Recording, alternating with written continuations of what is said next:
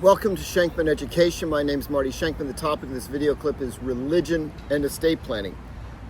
This is going to be a generic discussion of how to integrate or not religion into an estate plan. Hopefully we'll do a lot more materials on different faiths and different considerations for people of many different faiths. This is much more generic, and if I don't mention a particular faith, the general concepts hopefully work for you, and there's certainly no intent to exclude anybody. Rather, the focus is on the general integration of religion and estate planning. Most estate plans completely ignore religion. If that's your wish, that's fine. But lots and lots of people are very devout, have very strong beliefs, or have family members and loved ones with strong beliefs, and they want their religious considerations integrated into their plan and respected in their plan. How is that? What examples are there? Very common situation, one of the most common with many religious implications, is end-of-life decision-making. So as part of your estate plan, you should be designating a healthcare agent under a healthcare proxy or a medical power of attorney. And if you do that, who are you naming? You want to name someone that understands and will be sensitive to your personal religious beliefs. In the living will, which is a document that states healthcare wishes, and depending on what you authorize an agent under a healthcare proxy or medical power of attorney, you want to be conscious of religious issues. You may want to state that burial, end-of-life decisions, cremation, if that's what you want, should all be done in accordance with your religious beliefs. End-of-life medical decision-making is really important. You may be a donor for organ donations. You may have addressed that in the same documents I just mentioned. Health proxy authorizing your agent to sign documents, and a living will saying you wish to be an organ donor. Many faiths have very specific criteria for when organs can be donated. Often it has to do with the definition of the end of life. So you want to make sure that you don't simply sign something. If you have specific religious beliefs, be very careful ever getting a document off the internet, or even you got to ask, if you get a document from a lawyer, is this been tailored to reflect my religious wishes? The general answer is going to be no, and then you're going to have to address it. Another consideration is inheritance rights. Different faiths have different mandated inheritance rights.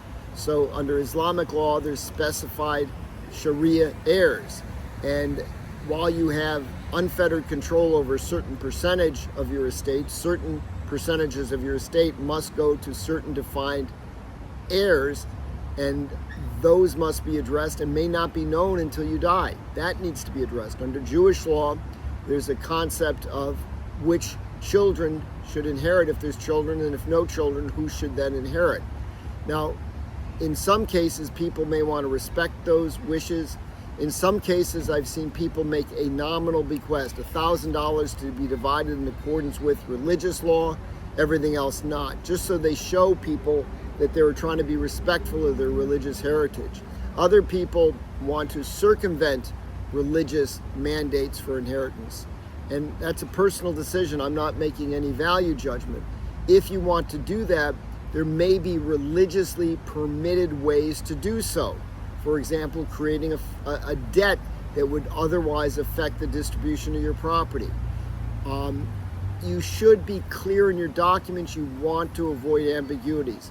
Another really important point, and this is controversial and complicated how it's handled, when you're integrating religion into your estate planning, how do you address religious disputes? What if different people have a different interpretation of religion and how it should be effectuated in your estate plan? So what you might do is mandate that if there's a religious question that arises, it be taken to a religious panel or arbitration. And that makes sense because you don't want a secular court that may not have religious knowledge of your particular faith making those decisions. Issue arises, how is that structured? Is it an in terrorem clause which disinherits people? That can raise issues. Is it a mandatory arbitration clause? There's different laws in different states on that, and that can be, as they call it, a sticky wicket, because some courts won't respect a mandatory arbitration unless people agree to it ahead of time. The bottom line is there's really a variety of ways that anybody with religious beliefs can integrate and reflect those wishes in their estate plan. It's really important to do. Please don't make the dangerous assumption that my heirs will know. Life has become complicated, families fractured. You don't want to leave at a very emotional time, such as your passing or being ill, for family members to have to, determine what it is you wanted. You want to be precisely clear. Now, again, not a value judgment, but just a statement.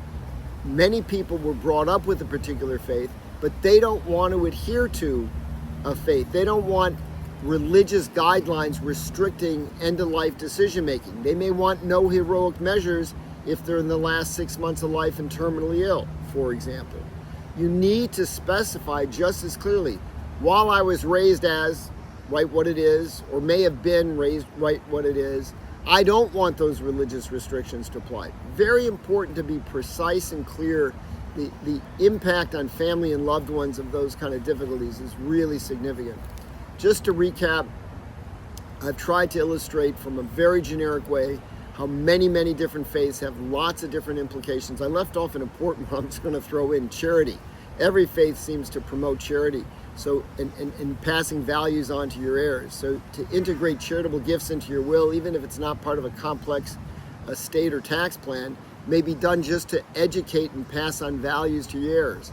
I'm leaving X dollars to name the religious institution, demonstrate my commitment and my wish and hope that you, my heirs, will follow in a similar path. Whatever it is you feel.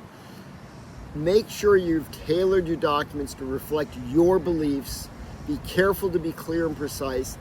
Designate fiduciaries, agents, others who will respect and understand your wishes. Talk to your heirs, talk to your fiduciaries so people understand what it is you want. Thank you for joining me. I hope this was practical and helpful. And look for other video clips on religious planning. We'll do a lot more. Please keep in mind that any information here is simply for educational purposes. Don't take any legal action without appropriate professional and, in this topic, religious guidance. Thank you for joining me.